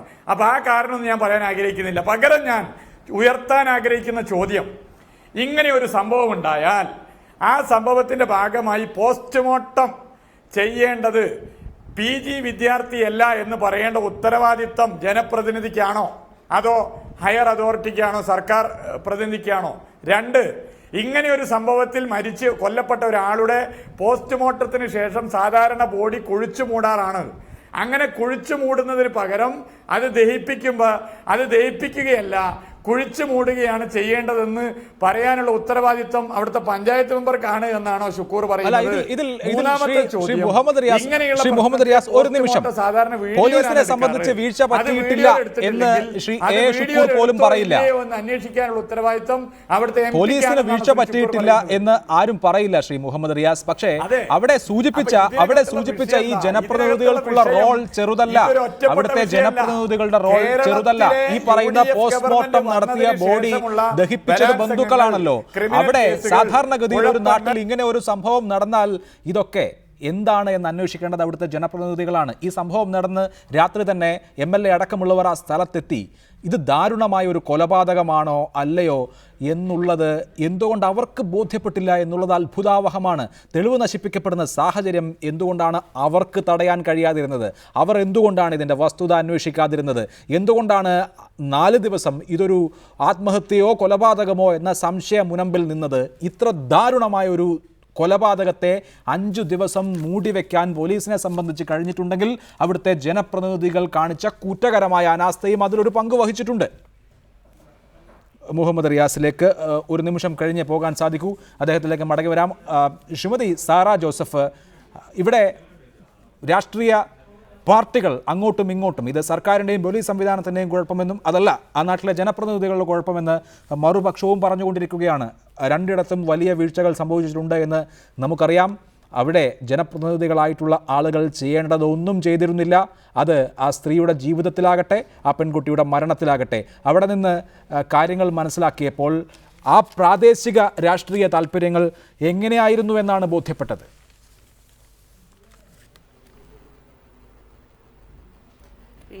നേരത്തെ പറഞ്ഞൊരു കാര്യം വളരെ വിചിത്രമാണ്. 5 ദിവസത്തോളം ഈ ഡെഡ് ബോഡി വെച്ചുകൊണ്ട് ഇത് ആത്മഹത്യയാണോ കൊലപാതകമാണോ എന്ന് തീരുമാനത്തിലേക്ക് എത്താൻ പറ്റിയില്ല എന്ന് പറയുന്നത് എന്താ? പോലീസ് എന്താ പൊട്ടന്മാരാണോ? 32ഓളം മുറിവുകളുള്ളൊരു ശരീരം, അതുപോലെ തന്നെ നമ്മൾ കേട്ടതുപോലെയുള്ള മാരകമായ മുറിവേൽപ്പിക്കലിലൂടെ നടന്നിട്ടുള്ള ഒരു സെക്സും വയലൻസും കൂടിയിട്ടുള്ള ഒരു ബലാത്സംഗം, ഇതൊക്കെ കഴിഞ്ഞ് മരിച്ചു കിടക്കുന്ന ഒരു കുട്ടിയുടെ ശരീരം കണ്ടിട്ട് ഇത് ആത്മഹത്യയാണ് എന്ന് പറയാൻ വേണ്ടി ദിവസങ്ങൾ എടുത്തു എങ്കിൽ നിശ്ചയമായിട്ട് നമ്മൾ സംശയിക്കണം. പോലീസാണ് ഇതിന് മറുപടി പറയേണ്ടത്. അവിടെ അന്വേഷണം നടത്തിയ, ഡെഡ് ബോഡി കണ്ട, പോസ്റ്റ്മോർട്ടത്തിന് കൊണ്ടുപോയ, തിരിച്ചു കൊണ്ടുവന്ന് കത്തിച്ചു കളഞ്ഞ പോലീസ് ഇതിന് മറുപടി പറയണം. ആത്മഹത്യയാണെന്ന് സംശയിക്കാനുള്ള എന്താണ്? ഈ കുട്ടി തന്നെ 32 മുറിവുണ്ടാക്കിയോ? ഈ കുട്ടി തന്നെ സ്വന്തം ശരീര ഭാഗത്തേക്ക് ആയുധങ്ങൾ കുത്തിക്കയറ്റിയോ? ഇതാണ് അവർ പറയുന്നതിന്റെ അർത്ഥം, ഇവരുടെ സംശയത്തിന്റെ അർത്ഥം. ഇത് ബോധപൂർവമായ മറച്ചുവെക്കൽ ഇതിനുള്ളിൽ നടന്നിട്ടുണ്ട്. അതാണ് ഇനി കണ്ടുപിടിക്കേണ്ട കാര്യം. ആ പ്രതിയെ രക്ഷിക്കുന്നതിന് വേണ്ടിയിട്ടുള്ള ശ്രമമാണ് എന്ന് നാട്ടുകാർ സംശയിച്ചാൽ അതിൽ യാതൊരു തകരാറുമില്ല. അങ്ങനെ സംശയിക്കുക തന്നെ ചെയ്യുന്നു. ഞാനും അങ്ങനെ തന്നെ സംശയിക്കുന്നു. എനിക്കിപ്പോ അഭിലാഷ് പറഞ്ഞപ്പോഴാണ് ഇങ്ങനെ ഒരു വെർഷൻ അതിലുണ്ടായിരുന്നു എന്ന് മനസ്സിലാകുന്നത്. അതായത് ഇത് കൊലപാതകമാണെന്ന് പ്രത്യക്ഷത്തിൽ കൊച്ചുകുട്ടിക്ക് പോലും മനസ്സിലാകുന്ന ഒരു ശവശരീരം കണ്ടിട്ട്, ഒരു ബോഡി കണ്ടിട്ട് അത് ആത്മഹത്യയാണോ എന്ന് സംശയിച്ചു എന്ന് പറയുന്നത് അത് വിശ്വസിക്കാൻ പ്രയാസമുള്ള കാര്യമാണ്. തെളിവുകൾ നശിപ്പിക്കുക എന്നുള്ളത് ചന്ദ്രബോസ് കൊലക്കേസിൽ നമ്മൾ കണ്ടതാ. ചന്ദ്രബോസിന്റെ വസ്ത്രങ്ങൾ മുഴുവനും ആ നിമിഷം തന്നെ നശിപ്പിച്ചിട്ട് അത് അവിടെയുള്ള ഏതോ ഒരു തൂപ്പുകാരുടെ തലയിൽ കെട്ടിവെക്കുക ചെയ്തത്. ആശുപത്രിയിൽ കൊണ്ടുപോയി ഉത്തരവാദിത്വത്തോടുകൂടി നടത്തേണ്ട തെളിവെടുപ്പുകൾ യാതൊന്നും നടത്താതെ ആ പാവപ്പെട്ട മനുഷ്യനെ കൊന്നുകളഞ്ഞത് ഇവരുടെ അന്വേഷണത്തിലെ ഗൂഢമായിട്ടുള്ള താല്പര്യങ്ങളാണ്. അല്ലെങ്കിൽ ആ മനുഷ്യൻ മരിക്കില്ലായിരുന്നു, ഒരു കുടുംബത്തിന് ആലംബം നഷ്ടപ്പെടില്ലായിരുന്നു. നിസാം ശിക്ഷിക്കപ്പെട്ടോ ഇല്ലേ എന്നുള്ളത് വേറെ കാര്യം. പൊതുജനങ്ങൾ ഇടപെട്ടതുകൊണ്ടാണ് അത് സംഭവിച്ചത്. ഇവിടെ നമ്മൾ മനസ്സിലാക്കുന്നത് ഒരു ചോദിക്കാനും പറയാനും ആരും ഇല്ലാത്തൊരു പാവപ്പെട്ട ദളിത് പെൺകുട്ടി ആയതുകൊണ്ട് ഇതങ്ങ് മൂടിപ്പോകുമെന്ന് ഇവർ വെറുതെ വിചാരിച്ചു. ആരായാലും ഇപ്പൊ ഇവരെ ഈ ഇര കിട്ടിയ പട്ടികൾ കടിപിടി കൂടുന്ന പോലെ വിവിധ രാഷ്ട്രീയക്കാർ അങ്ങോട്ടും ഇങ്ങോട്ടും ഈ ശവശരീരത്തെ കടിച്ചു വലിക്കുന്നത് കാണുമ്പോൾ സ്ത്രീകൾക്ക് ഈ നാട്ടിലുള്ള സുരക്ഷിതത്വത്തെ പറ്റി ഞാൻ ഭയാശങ്കകളോടെ ചിന്തിക്കുകയാണ്. ഇതൊരു ചാനൽ ചർച്ചയിലുള്ള പ്രശ്നമല്ല, നെഞ്ചിലുള്ള അനുഭവം ആണ്. എന്തുകൊണ്ട് ഇത് സംഭവിക്കുന്നു എന്നുള്ളതിന് ഉത്തരം എല്ലാവരും പറയുന്നത്. ഇത് ഇല്ലാതാക്കാൻ വേണ്ടിയുള്ള പോംവഴികളല്ല അവർ പറയുന്നത്. നിയമനിർമ്മാണം ഞങ്ങൾ നടത്തുമെന്നല്ല അവർ പറയുന്നത്. ഞങ്ങൾ ഈ നീതിന്യായ വ്യവസ്ഥിതികൾ മാറ്റി സ്ത്രീകൾക്ക് സുരക്ഷിതത്വം നൽകുമെന്നല്ല പറയുന്നത്. നിങ്ങളുടെ കാലത്ത് ഭൂമി കൊടുത്തോ ഞങ്ങളുടെ കാലത്ത് ഭൂമി കൊടുത്തോ എന്ന് തർക്കിച്ചുകൊണ്ടിരിക്കുകയാണ്. ഇവർക്ക് ഇപ്പോൾ ഉള്ളത് ഇവരുടെ മുമ്പിൽ ഇലക്ഷനാണ്. ഇലക്ഷൻ ആർക്ക് വേണ്ടിയാണ്? ഈ തെരഞ്ഞെടുപ്പ് അവർക്ക് വേണ്ടിയാണ്, അവർക്ക് അധികാരത്തിൽ വരാൻ വേണ്ടിയാണ്. അല്ലാതെ കണ്ട് ജനങ്ങൾക്ക് നീതി കൊണ്ടുവരുന്നതിനോ അല്ലെങ്കിൽ ജനങ്ങൾക്ക് സമാധാനം ഉണ്ടാക്കുന്നതിനോ സുരക്ഷിതത്വം കൊടുക്കുന്നതിനോ വേണ്ടി അല്ല തെരഞ്ഞെടുപ്പ്. അതുകൊണ്ടാണ് അവർ ഇത്ര വീറോടും വാശിയോടും കൂടി ഈ ശവശരീരത്തെ അങ്ങോട്ടും ഇങ്ങോട്ടും പിടിച്ചു വലിക്കുന്നത്, ആ അമ്മയെ അങ്ങോട്ടും ഇങ്ങോട്ടും പിടിച്ചു വലിക്കുന്നത്. ലജ്ജാകരമാണിത്. രാഷ്ട്രീയക്കാർ മനസ്സിലാക്കണം. ഇവിടെ ഞങ്ങൾ നിൽക്കുന്നത്, സ്ത്രീകൾ ഒരു സുരക്ഷിതവുമില്ലാതെ ഒരു ജീവിതം ജീവിച്ചുകൊണ്ട് കേരളത്തിൽ ഞങ്ങൾ നിൽക്കുന്നത് എത്ര വേദന അനുഭവിച്ചുകൊണ്ടാണെന്ന് മനസ്സിലാക്കാനുള്ള കഴിവ് രാഷ്ട്രീയക്കാർക്ക് ഉണ്ടാവണം. ആദ്യം വേണ്ടത് അതാണ്, മനസാക്ഷി ഇല്ലാത്ത ചർച്ചകളാണ് ഇവിടെ നടക്കുന്നത്. ലജ്ജാകരം എന്ന ഒറ്റ വാക്കിൽ ഒതുക്കാം അതിനെ. തുടരുക സാറ ടീച്ചർ, തുടരുക. ശ്രീ JR പത്മകുമാർ, പോലീസ് ഉണർന്നെണീക്കാൻ 5 ദിവസം വൈകി. അതിനുശേഷം അവർ ഊണും ഉറക്കവുമില്ലാതെ ജോലി ചെയ്യുന്നു എന്നാണ് പോലീസ് വൃത്തങ്ങൾ നൽകുന്ന സൂചന. ഇന്ന് DGP പറയുന്നു യഥാർത്ഥ കുറ്റവാളിയെ അല്ലാതെ മറ്റാരെയും കണ്ടുപിടിക്കാൻ ഉദ്ദേശിക്കുന്നില്ല, ആരുടെയും തലയിൽ ഇത് കെട്ടിവെക്കാൻ ഉദ്ദേശിക്കുന്നില്ല എന്ന് പറയുന്നു. ഇപ്പോൾ വലിയ സമ്മർദ്ദം എല്ലാ തലങ്ങളിൽ നിന്നും പോലീസിനെ സംബന്ധിച്ചുണ്ട്.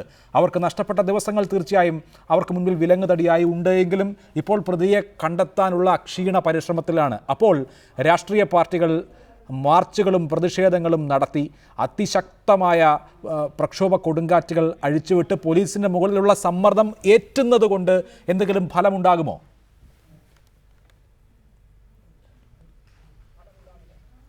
അല്ല, ഇതില് ഈ പെരുമ്പാവൂർ സംഭവവുമായി ബന്ധപ്പെട്ട് നമ്മൾ നോക്കുമ്പോൾ ഇതിൽ ഒന്നാമത്തെ പ്രതിസ്ഥാനത്ത് നിൽക്കുന്ന ആഭ്യന്തര വകുപ്പാണ്. അതിൽ നിന്ന് ആഭ്യന്തര വകുപ്പിന് ഒഴിഞ്ഞു മാറാൻ കഴിയില്ല. ആ കുട്ടി മരിക്കില്ലായിരുന്നു. ആ കുട്ടിയുടെ അമ്മ കുറച്ച് കാലങ്ങൾക്ക് മുമ്പ് ഒരു പരാതി കൊടുത്തിട്ടുണ്ട്. ഇങ്ങനെ മകളെ അശ്ലീല മെസ്സേജ് അയച്ച് പലരും ഭീഷണിപ്പെടുത്തുന്നു, മോശമായി ചിത്രീകരിക്കുന്നു എന്ന് പറഞ്ഞ് പരാതി കൊടുത്തപ്പോൾ മനോരോഗിയായ ഒരു സ്ത്രീയുടെ വിഭ്രാന്തി എന്ന് പറഞ്ഞ് പോലീസ് കളിയാക്കി അയച്ചതാണ് ഈ മരണത്തിൽ എത്താൻ കാരണം, ഈ ദുരന്തത്തിൽ എത്താൻ കാരണം. അത് കഴിഞ്ഞ് ഈ സംഭവം കഴിഞ്ഞ് പ്രാഥമിക റിപ്പോർട്ട് വന്ന് 4 ദിവസം അതിനു വേണ്ടി കാത്തിരുന്നു. നമുക്കറിയാമല്ലോ, ഒരു ഡെഡ് ബോഡി ആദ്യം പരിശോധിക്കാൻ ഇൻക്വസ്റ്റ് തയ്യാറാക്കുമ്പോൾ ഈ നേരത്തെ സാറ് സൂചിപ്പിച്ചതുപോലെ ഏത് പൊട്ടനും മനസ്സിലാവും, ഏത് കുരുടനും മനസ്സിലാവും ഈ 32 ഇഞ്ചുറി വന്നിട്ടുണ്ടല്ലോ, അത് എന്തുകൊണ്ട് എങ്ങനെയാണെന്നുള്ള കാര്യം. ഇൻക്വസ്റ്റ് തയ്യാറാക്കിയതിന് ശേഷം മാത്രമേ പോസ്റ്റ്മോർട്ടത്തിലേക്ക് പോകൂ. നമ്മളിവിടെ തർക്കിക്കുന്നത് ഇപ്പോൾ പോസ്റ്റ്മോർട്ടം ചെയ്തതിൻ്റെ ഈ ഇറഗുലാരിറ്റിയാണ്. അത് എന്തെങ്കിലും ഈ പ്രതിയെ അറസ്റ്റ് ചെയ്യാനുള്ള തടസ്സമുണ്ടോ? അത് പറയട്ടെ. അങ്ങനെ ഒരു പ്രശ്നമുണ്ടെങ്കിൽ നമുക്ക് അതിൽ കൂടുതൽ ചർച്ച ചെയ്യാം. ഇവിടെ പോലീസ് ചെയ്യേണ്ട കാര്യങ്ങൾ ചെയ്തിട്ടില്ല എന്നുള്ള കുറ്റകരമായ ഒരു വീഴ്ചയാണ്. മൃതദേഹം ദഹിപ്പിച്ചില്ലേ, അതൊന്നും ഒരു പ്രശ്നം ഇപ്പം നമ്മൾ കൺസിഡർ ചെയ്യേണ്ട പ്രശ്നമല്ല. അതുകൊണ്ട് തെളിവുകൾ നശിക്കപ്പെട്ടെങ്കിൽ നമുക്ക് അതിനെക്കുറിച്ച് ചർച്ച ചെയ്യാം. നിങ്ങൾ വേറൊരു കാര്യം ആലോചിക്കുക. പോലീസ് ഈ വീട് സെർച്ച് ചെയ്ത് ചില ആയുധങ്ങൾ അവിടെ നിന്ന് കൊണ്ടുപോയിട്ട് നേരെ അത് ഫോറൻസിക് പരിശോധനയ്ക്ക് അയക്കാതെ നേരെ കോടതിയിൽ കൊണ്ടുവന്ന് സീൽ ചെയ്ത് കോടതിയിൽ കൊടുത്തിട്ട് ഇന്ന് കേരള പോലീസ് മജിസ്ട്രേറ്റ് കോടതിയിൽ ചെന്ന് കാത്തിരിക്കുകയാണ് അത് തിരിച്ചു തരുമോ എന്ന് ചോദിക്കാൻ. കോടതി പറഞ്ഞു അവിടെ ഹാജരാക്കിയാൽ അതിന് പ്രോസിക്യൂട്ടർ അപേക്ഷ ഇട്ടാലേ തിരിച്ചു തരാൻ പറ്റൂ. അപ്പം ഇങ്ങനെ ബോധപൂർവമായിട്ട് ചില കാര്യങ്ങൾ നടത്തിയെന്ന് പറയുമ്പോൾ പ്രതിയെ രക്ഷിക്കാനല്ല, ഒന്നാമത്തെ പ്രതിസ്ഥാനത്ത് നിൽക്കുന്ന ഗവൺമെന്റ് രക്ഷിക്കാനാണ്. ഈ തെരഞ്ഞെടുപ്പ് സമയത്ത് ഈ ആഭ്യന്തര വകുപ്പിനെ പ്രതിക്കൂട്ടിൽ വരേണ്ട ഒരു സംഭവമാണ്. ഒരു ദളിത് പെൺകുട്ടി മതിയായ പോലീസിന്റെ ഗവൺമെന്റ് സംരക്ഷണം കിട്ടാതെ കൊല ചെയ്യപ്പെട്ടു എന്നാൽ ഒന്നാം സ്ഥാനത്ത് വരാൻ പോകുന്നത് ആഭ്യന്തര വകുപ്പാണ്, ഈ ഗവൺമെന്റാണ്. ഗവൺമെന്റിനെ രക്ഷിക്കുന്നതിന് വേണ്ടിയിട്ടുള്ള ബോധപൂർവമായ ശ്രമമാണ് ഇപ്പൊ പോലീസ് നടത്തിയിട്ടുള്ളത്. അതാണ് ശ്രീ എ ഷുക്കൂർ ആരോപണം. കൊലപാതകയെ സംരക്ഷിക്കാനായിരിക്കില്ല, മറിച്ച് സർക്കാരിനെ രക്ഷിക്കാനായിരുന്നു ഈ മൂടിവെക്കൽ എന്നുള്ള ആരോപണം വിശ്വസിക്കാൻ ധാരാളം കാരണങ്ങളുണ്ട്. ഇല്ലെങ്കിൽ എങ്ങനെയാണ് ഇങ്ങനെ ഒരു സംഭവം ആരാലും അറിയാതെ 5 ദിവസം ഇരുന്നത്? ഈ വാർത്ത ആദ്യം റിപ്പോർട്ട് ചെയ്ത മാധ്യമം എന്നുള്ള നിലയിൽ ഞങ്ങൾക്ക് ഈ വാർത്ത കിട്ടുന്നത് ഇൻക്വസ്റ്റ് നടപടികളിൽ പങ്കെടുത്ത ഒരു പോലീസുകാരൻ അതിൻ്റെ അടുത്ത ദിവസം അദ്ദേഹത്തിൻ്റെ കുടുംബാംഗങ്ങളോട് ഈ സംഭവം, ഇതിൻ്റെ ദാരുണമായ അവസ്ഥ പറയുകയും ആ കുടുംബാംഗങ്ങൾ അവരുടെ അയൽവക്കത്തുള്ള ഒരു വിദ്യാർത്ഥിയോട് പറയുകയും ആ വിദ്യാർത്ഥി ഞങ്ങളുടെ റിപ്പോർട്ടറെ കോൺടാക്ട് ചെയ്ത് ഇങ്ങനെ ഒരു സംഭവമാണ് അവിടെ നടന്നത് എന്ന് പറയുകയും പിന്നീട് അന്വേഷണം നടത്തുകയും ഒക്കെ ചെയ്തിട്ടാണ്. അതല്ലാതെ പോലീസിനെ വിളിച്ച് ഇങ്ങനെയാണോ സംഭവം എന്ന് ചോദിക്കുമ്പോൾ അവർ അങ്ങനെ തന്നെ എന്ന് സമ്മതിച്ചിട്ടല്ല. ആ 5 ദിവസം ഇത് മൂടിവെച്ചത് സർക്കാരിനെ സംരക്ഷിക്കാനായിരുന്നോ?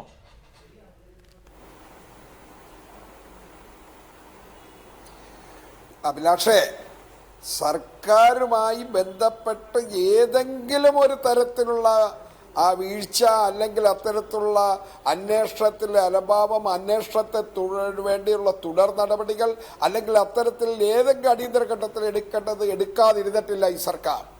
ആദ്യം സർക്കാരിൻ്റെ മുന്നിലുള്ളത് ഈ പൈശാചികമായ മൃഗീയമായ കൊലപാതകത്തിൻ്റെ പിന്നിലെ ശക്തികൾ ആരാണ് അവരെ കൊണ്ടുവരിക, നിയമത്തിൻ്റെ മുന്നിൽ കൊണ്ടുവരിക. അത് നടന്നുകൊണ്ടിരിക്കുന്നു. എന്നാൽ ഇവിടെ എന്താണ്, ഞാൻ പത്മകുമാർ പറഞ്ഞതിലേക്ക് വരാം. അദ്ദേഹം തനി രാഷ്ട്രീയം, ക്രമസമാധാന നില നമ്മുടെ രാജ്യത്ത് സംസ്ഥാനത്ത് അപകടത്തിലായിപ്പോയി, അതുകൊണ്ട് കാര്യങ്ങളിലേക്ക് പോകണം. അത് തനി സങ്കുചിത രാഷ്ട്രീയം, അതവിടെ നിൽക്കട്ടെ. ഞാൻ ബഹുമാനപ്പെട്ട സാറാ ടീച്ചർ പറഞ്ഞതിനോട് ഒരു കാര്യം സാറാ ടീച്ചറിനെ ശ്രദ്ധയപ്പെടുത്തട്ടെ. സാറാ ടീച്ചർ അവിടെ സ്ത്രീജനങ്ങൾ പറഞ്ഞതിനെ കുറിച്ച് പറഞ്ഞു. അതിലാണ് ഗൗരവമായിട്ടും നമ്മൾ കാണേണ്ടത്. സ്ത്രീജനങ്ങൾ പറഞ്ഞതിനെ കുറിച്ച് പോലീസ് എല്ലാം ചെയ്യുന്നു. പോലീസ് ചെയ്തിട്ടില്ല, വീഴ്ചയുണ്ട്. പോലീസ് ചില ആളുകളുടെ കൈകളിലെ കളിപ്പാവയായിട്ടുണ്ട് പ്രാദേശികമായി അവിടുത്തെ സംവിധാനത്തിൽ.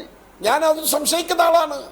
അങ്ങനെ പോലീസ് ചെയ്തതിൻ്റെ ഭാഗമായിരിക്കാം ചിലപ്പോൾ അറിഞ്ഞുകൊണ്ട് തന്നെ പോലീസ് ആ കാര്യങ്ങൾ ഇൻക്വസ്റ്റ് തയ്യാറാക്കി ബോഡി കൊടുത്തു കഴിഞ്ഞാൽ അവിടെ ഞാൻ മനസ്സിലാക്കുന്ന ആലപ്പുഴ മെഡിക്കൽ കോളേജിലെ അസിസ്റ്റന്റ് പ്രൊഫസർ, അസോസിയേറ്റ് പ്രൊഫസറുടെ നേതൃത്വത്തിലാണ് പോസ്റ്റ്മോർട്ടം നടന്നത്. ഇന്ന് മെഡിക്കൽ വിദ്യാഭ്യാസ ഡയറക്ടർ തന്നെ അത് സംബന്ധിച്ച് റിപ്പോർട്ട് നൽകിയിട്ടുണ്ട്. അല്പസമയം താങ്കൾ ഈ സൂചിപ്പിക്കുന്ന വലിയ വീഴ്ച. പോലീസ് സർജൻ അല്പസമയം ഉണ്ടായിരുന്നു, അതിനുശേഷം അവർ ക്ലാസ് എടുക്കാൻ പോയി എന്നാണ് അവർ തന്നെ വിശദീകരിക്കുന്നത്. അല്ലാതെ നടപടിക്രമങ്ങൾ പൂർത്തീകരിച്ച ഒരു സംഘം ഡോക്ടർമാരുടെ സംഘമല്ല പോസ്റ്റ്മോർട്ടം നടത്തിയത്. അത് വലിയ വീഴ്ച തന്നെയാണ്. അപ്പൊ പോലീസ് പ്രാദേശികമായ ആ പോലീസ് സ്റ്റേഷനുമായി ബന്ധപ്പെട്ട് അല്ലെങ്കിൽ ഡിവൈഎസ്പിയുടെ കീഴിലുള്ള പോലീസിൽ എന്തോയൊക്കെ അപാകതകൾ വന്നിട്ടുണ്ട്, കുഴപ്പങ്ങൾ ഉണ്ടായിട്ടുണ്ട്. അവിടെയാണ് ആ കുഴപ്പങ്ങൾ വരുമ്പോഴും പരിസരവാസികളായ സ്ത്രീകൾ, സ്ത്രീ ശാക്തീകരണത്തിന്റെ ഭാഗമായുള്ള കുടുംബശ്രീ, ഇതെല്ലാമുള്ള ഒരു സമൂഹത്തിൽ ഒന്ന് പ്രതികരിക്കാൻ ഇത്രയും നാളുകൾക്കിടയിൽ ഒരുപാട് പരാതികൾ MLA കൊടുത്തു എന്ന് പറയുന്നു, MP മുമ്പാകെ പറഞ്ഞു എന്ന് പറയുന്നു, ലോക്കൽ പഞ്ചായത്തിന്റെ മുമ്പാകെ, പഞ്ചായത്ത് ഏത് രാഷ്ട്രീയ പാർട്ടിയും ആകട്ടെ, പ്രതികരണം ഉണ്ടായില്ല, പ്രതിഷേധം ഉണ്ടായില്ല. ശരി, ഒരു പോസ്റ്റ്മോർട്ടം ചെയ്ത ബോഡി അതാണ് ആരോപണം, മനസ്സിലാകും. ശ്രീ മുഹമ്മദ് റിയാസ്, ദഹിപ്പിക്കാൻ കൊണ്ടുവരുമ്പോൾ അവിടെയുള്ള ജനപ്രതിനിധികൾ ഇവർ ജീവിച്ചിരിക്കുമ്പോഴോ ദാരുണമായി മരിച്ച സന്ദർഭത്തിലോ ശരിയാം വണ്ണം ഇടപെട്ടിരുന്നുവെങ്കിൽ ഇങ്ങനെ ഒന്നും ആകുമായിരുന്നില്ല എന്നുള്ളതാണ് സർക്കാരിന്റെ ഭാഗത്തെ പ്രതിരോധം.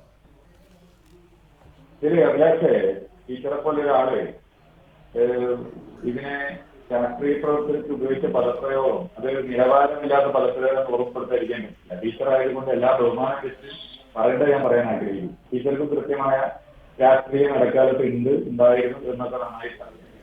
അപ്പൊ ഇതിൽ ഭരണകക്ഷി പോലീസിനെ നിയന്ത്രിക്കേണ്ടവർ ചെയ്ത അനാസ്ഥ ചൂണ്ടിക്കാണിക്കുന്നത്, കടിപിടി കൂടുന്നവരാണ് രണ്ടുപേരും നമ്മൾ ചൂണ്ടിക്കാണിച്ച് ആരെയാണ് സംരക്ഷിക്കുക എന്നുള്ളത് ടീച്ചറെ പോലെയുള്ളവർ സ്വയം ഒന്ന് മനസ്സിലാക്കുന്നത് നല്ലതാണ്. ഇവിടെ ഈ ഗവൺമെന്റിന്റെ നയവും പോലീസ് നിലപാടും കണക്ഷൻ കൊണ്ട് ടീച്ചർ പറയുന്നില്ല. ബലാത്സംഗം 5982 5 കൊല്ലത്തിനൊക്കെ നടന്നു. സ്ത്രീ പീഡന മരണം 103, സ്ത്രീകളും കുട്ടികളെയും തട്ടിക്കൊണ്ടുപോകൽ 886, ലൈംഗികാക്രമം 1997. കേരള സർക്കാരിന്റെ കാലത്ത് ഞങ്ങളെടുത്തൊരു നയമുണ്ട്, അവരാ സത്യപ്പെടുന്നല്ലേ. 30 മണിക്കൂർ കൊണ്ട് സൗമ്യ സംഭവത്തിൽ ഞങ്ങൾ ആളെ അറസ്റ്റ് ചെയ്തു. ഇവിടെ BJP പ്രതിനിധി ചോദിച്ചല്ലോ, കുഴിച്ചെടുത്തോണ്ട് ജയിപ്പിക്കണമെന്നത് കുഴപ്പമൊന്നും. അവിടെ ഞങ്ങളെടുത്ത സമീപനം അന്നത്തെ postmortem doctor Sanjay team surgeon ടീമിന് നേതൃത്വം നടത്തിയ പോസ്റ്റ്മോർട്ടം ആയിരുന്നു അതിൽ പ്രതിയെ പിടിക്കാനുള്ള പ്രധാന തെളിവ്. അതൊക്കെ ഒരു സർക്കാരിന്റെ എഫിഷ്യൻസിയാണ്. അപ്പൊ ആ എഫിഷ്യൻസി ഇല്ലാതെ പോകുന്ന സമയത്ത് ചൂണ്ടിക്കാണിക്കുന്നത് ഇത് കടിപിടി കൂടുതലാണെന്ന് പറയുന്ന ടീച്ചറുടെ താല്പര്യം എന്ത് എന്നുള്ളത് ഞാൻ എല്ലാ ബഹുമാനം വെച്ച് ചോദിക്കുകയാണ്. ടീച്ചർക്ക് സ്ത്രീകളുടെ ആകെയുള്ള താല്പര്യത്തിന് ഹോൾസെയിൽ ഏജൻസി ആരും പലിശ. അത് ഞങ്ങൾ ഉൾപ്പെടെയുള്ള ഈ നാട്ടിലെ സാമൂഹ്യ പ്രവർത്തകർ എല്ലാവർക്കും അതിന് ഉത്തരവാദിത്തമുണ്ട്. നാളെ ഇങ്ങനെ ഒരു സംഭവം ഉണ്ടാകാൻ വേണ്ടി പാടില്ല. ശരി, അതാണ് CPIMന്റെ നിലപാട്. വ്യക്തമാണ് റിയാസ്. ശ്രീമതി സാറാ ജോസഫ്, അങ്ങനെ ഒരു സർക്കാർ ഭരിച്ചതുകൊണ്ട്, ക്രമസമാധാന നില തകർന്നതുകൊണ്ട് സ്ത്രീകൾ അരക്ഷിതരാവുകയും അവർക്ക് മേൽ ആക്രമണങ്ങൾ ഉണ്ടാവുകയുമാണോ കേരളത്തിൽ ഇപ്പോൾ നടക്കുന്നത്?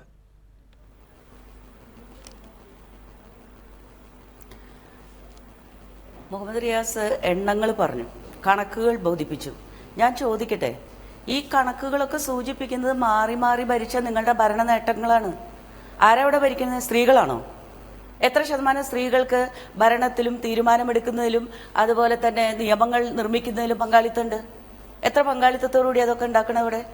ഇവിടുത്തെ കൊടുക്കുന്ന ശിക്ഷാവിധികളെ പറ്റി തീരുമാനമെടുക്കുന്ന സ്ത്രീകളാണോ? അല്ല. അപ്പൊ നിങ്ങൾ മാറി മാറി ഭരിച്ചുണ്ടാക്കിയ ഭരണ നേട്ടങ്ങളാണ് ഈ കണക്കുകൾ.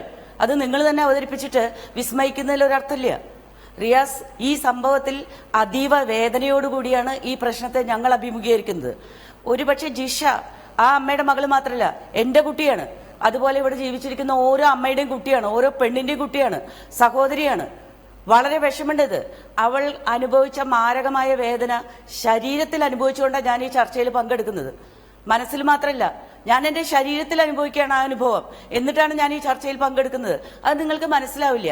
കാരണം സ്ത്രീകൾ വികാരപരമായിട്ട് സംസാരിക്കുന്നവരാണ്. നിങ്ങൾ രാഷ്ട്രീയ കരുത്തന്മാരാണ്. അതുകൊണ്ട് രാഷ്ട്രീയക്കാർക്ക് ഇത് മനസ്സിലാക്കൊള്ളണമെന്നില്ല. പക്ഷെ ഞങ്ങൾ അതിനെ അങ്ങനെയാണ് മനസ്സിലാക്കുന്നത്. അത് കാരണം കൊണ്ട് ദയവായി ഞാൻ അങ്ങനെ പറഞ്ഞിട്ടുണ്ടെങ്കിൽ റിയാസ് നടത്തിയ കണക്കുകളല്ല, അതിന് നിരത്തിയ കണക്കുകളല്ല അതിന്റെ ഉത്തരം. ആ കണക്കുകൾ മാറി മാറി വന്ന ആൺ ഭരണകൂടങ്ങളുടെ നേട്ടങ്ങളാണ്. അത് നിങ്ങൾ വെച്ചോളൂ. ഞാൻ പറയുന്നത് ഇനിയെങ്കിലും മനസ്സിലാക്കുക, എല്ലാ സ്ഥലത്തും 51% സ്ത്രീകളാണ്. ഈ സ്ത്രീകളെ ഭരണാധികാരത്തിലേക്ക് കൊണ്ടുവന്നുകൊണ്ട് ഇവിടെ ഒരു മാറ്റം ഉണ്ടാക്കുന്നില്ല എങ്കിൽ ഇത് ഇനി കൂടുതൽ കൂടുതൽ വഷളാവുകയേ ഉള്ളൂ. ഇത് അഴിച്ചുവിട്ടിരിക്കുകയാണ്.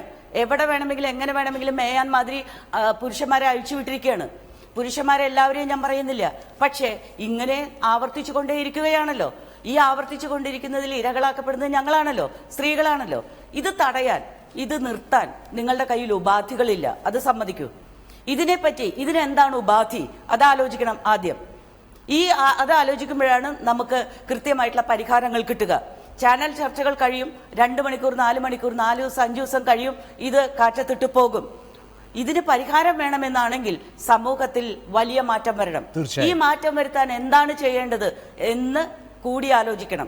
സംവാദങ്ങൾ നടക്കണം. തീർച്ചയായും അങ്ങനെയുള്ള സംവാദങ്ങൾ, മനോഭാവം മാറുക എന്നുള്ളതാണ് ഏറ്റവും പ്രധാനം. അങ്ങനെ നമ്മുടെ സമൂഹത്തിന്റെ മനോഭാവം മാറുന്ന നിമിഷത്തിലെ സ്ത്രീകൾക്കെതിരായുള്ള അതിക്രമങ്ങളും അവസാനിക്കൂ. വളരെ നന്ദി ചർച്ചയിൽ പങ്കെടുത്തതിന് ശ്രീമതി സാറാ ജോസഫ്, ശ്രീ മുഹമ്മദ് റിയാസ്, ശ്രീ എ ഷുക്കൂർ, ശ്രീ JR പത്മകുമാർ.